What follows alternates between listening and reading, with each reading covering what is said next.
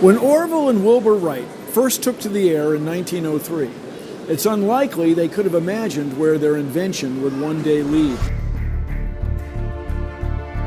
Already in the First World War, airplanes had been developed to a point that German bombers could conduct air raids over England. The U.S. was slow to develop its planes, but by the end of the Second World War, it had airplanes that could outfight and outfly anything the enemy had to offer. The history of the 20th century is one of men and women building, transporting, and flying planes on missions across the world. As so many parts of the world fell under the yoke of fascism and oppression, Great Britain and the U.S. shared the bulk of the burden of restoring liberty to large swaths of the world's population. It was an alliance born in 1917, and one that is as solid today as ever. It is central to the purpose of the American Air Museum, based at the Imperial War Museum, Duxford in Cambridgeshire, England, which is itself one of the great aviation museums in the world, to mark the importance of that alliance. But also to make sure that the memory of the nearly 30,000 U.S. Army Air Force personnel who lost their lives flying out of the UK in the Second World War, as well as that of the hundreds of thousands of U.S. construction, delivery, maintenance, and flying personnel separated from their families thousands of miles away for several years, is never forgotten.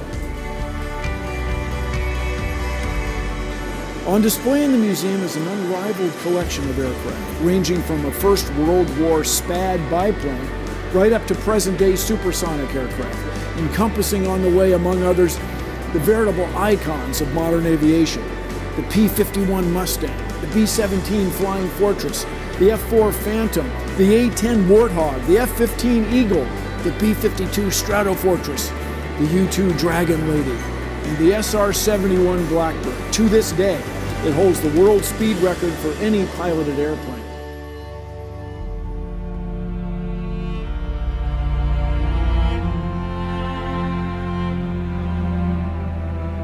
This is a building that's full of machines, but at its heart are the stories of quite often young men and young women whose lives were affected by their use. So when we tell the story of a crew of a B-17, what we're talking about is the lives of the pilot, the bombardier, the navigator, the gunners, all of the guys who were working together as close as a family to survive and to complete their mission. They would get up in the morning, head out to Germany, not knowing whether they'd come back. The chances of surviving a full tour of 25 missions was very slim. The chance of emerging unscathed, unwounded, was very slim. And yet they gladly did it time and time again.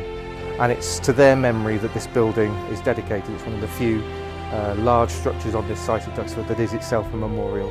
And it's very much a memorial to the nearly 30,000 young men from right across the United States that answered their country's call and unfortunately and tragically never made it back.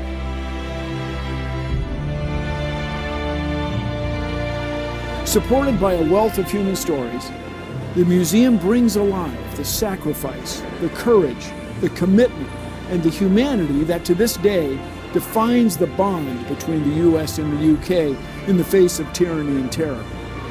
I am proud to be associated with this great endeavor.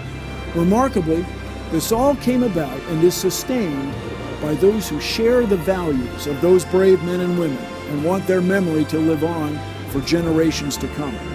The American Air Museum welcomes your support. Thank you.